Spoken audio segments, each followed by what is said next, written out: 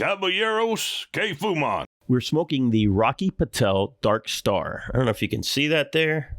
So if you're just listening in your car, you can watch these things on YouTube. That's right. And you can see the cigar. So anyway, we're smoking the Dark Star. It's a Robusto 5.5 by 50, made in Honduras. So a lot of Rocky's newer cigars are made at his Nicaraguan factory. This is made at his Honduras factory. Mm-hmm. And so the wrapper on this is a Honduran. Also the binder. The filler is a combination of Honduras and Paraguay, or Paraguay. I said Paraguay in Spanish. I always have a hard time figuring out, do I say the Spanish word in English or do I try and pronounce it in English or do I say it in Spanish? Anyway. You're doing fine. Thank you, Ivan. I appreciate it. So Paraguay. What a fan club you got. So Paraguay, it's not a common tobacco. No. I was about to say, I don't think we've said Paraguay very much on the show. No. And you know what's funny is last show, we smoked the Villiger Cañonazo, which has Peruvian tobacco. Peruvian is more prevalent. Paraguay, you don't see that at all. No. So interesting tobacco choice here. The price for this guy, the MSRP is $10.50. It's available in 3 sizes. We are smoking the Robusto. The Robusto is 5.5 by 50. The Toro is only half an inch long, so it's 6 by 50. And so I always call these like when a Robusto is 5.5 by 50, I'll call it a Robusto Extra. Okay. Because it's the classic Robusto is a 5 by 50. We can use a boxing term. This is a super Robusto. Super Robusto. That's a good another. Well, yeah, people use that for Toro, Super Toro. They say that. Or Junior Toro. Or a Junior Toro, yeah. Which is also used, like AJ calls his something that's a little bit longer than a Toro, but not quite a Churchill. He calls it a short Churchill. So you can kind of go up or down on these. Anyway, I digress. So It's also available in a 60, which is a 6 by 60. So in March of 24, we by we I mean Cigar Snob magazine, we tasted the Dark Star blind. And we really loved it. So it scored 91 points. And here are some of the notes. It's these are the notes that came out in Cigar Snob magazine. Produces a flavorful combination of smooth pepper, bittersweet cocoa, and American coffee, balanced by a touch of sweet creaminess in the background. Medium strength. So what are you guys getting out of this puppy right out of the gate here? Well, just because I'm super chismoso. Why Dark Star? Why the name Dark Star? Well, I asked Rocky that same exact question when this cigar came out. And in one of those moments of pure honesty, he's like, we ran out of names. We just ran out of other names. And we came up with Dark Star. So, the cigar industry, there's a lot of products. It's product after product. And then you kind of run out of names, right? I'll take a good cigar over a good name any day of the week. All day, of course. I don't think the cigar is not dark. It doesn't smoke like a Dark Star. No, it has a little Dark Star there on the label, but that's about it. But that's about it. I mean, it's a very creamy, smooth smoke. I'm thinking, I don't know, something like out of War of the Worlds that I was going to smoke in this thing. It's going to be Star Wars. Yeah, it's not at all. It's very good, very smooth, very creamy. It's nice. Yeah, I find it to be really well balanced. Yeah, it does have creaminess and sweetness. But it also has some punchy pepper, so it's not. It's well balanced. Yeah, in my book. When I first lit it, I got a lot of pepper. Yep. I got punchy pepper is a very good term for that.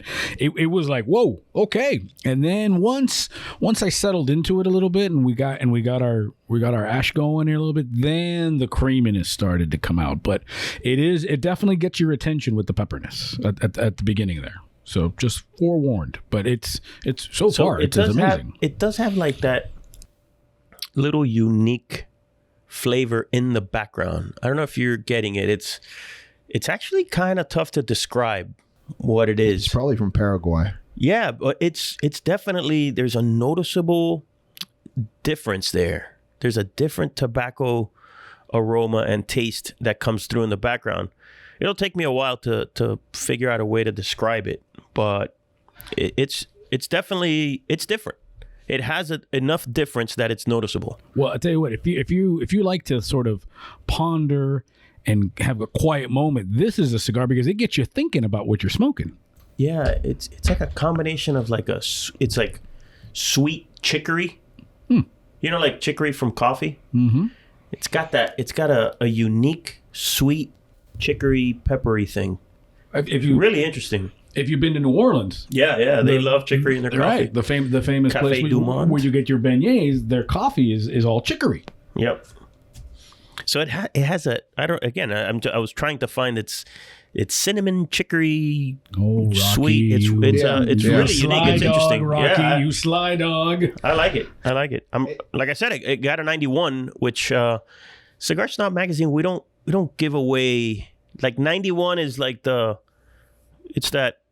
point where you cross over into, okay, you should try this, right? Especially go out of your way to try it. Especially at this price point. Rocky came out with a $10 cigar, which is this, and then he came out with the $100, which is the Conviction. Yeah. I mean, they're both different cigars, but I mean, this at 91 at $10. I mean, well worth trying. Yeah, give me a break. $10 it's a great deal. So and it looks, that's a good point. From a visual standpoint, it looks like you're smoking like a C-suite executive cigar with the black and the gold and the white. The label looks very regal. Jimmy is always on label watch. A label whore. And it's got a foot label too. You had to footband, yes. You take that off too, because I always remember the story about you. So you had a guy who that guy was smoking cedar. I think it was in Atlantic City or something. He was smoking. He was smoking like the silk or whatever that was on there. He looked like a Roman candle. It was awesome. And I'm about to stop him and help him out, and I was like, let's record let's this see how far this goes. Let's see what happens. Let's see what his eyebrows look like. That if you wanted to like capture the essence of Ivan, it was right there, right? Like, wait a minute. There could be something really good here. So, yeah, I love it. So we're off to a good start with the Rocky Patel Dark Star, but really nice start, right?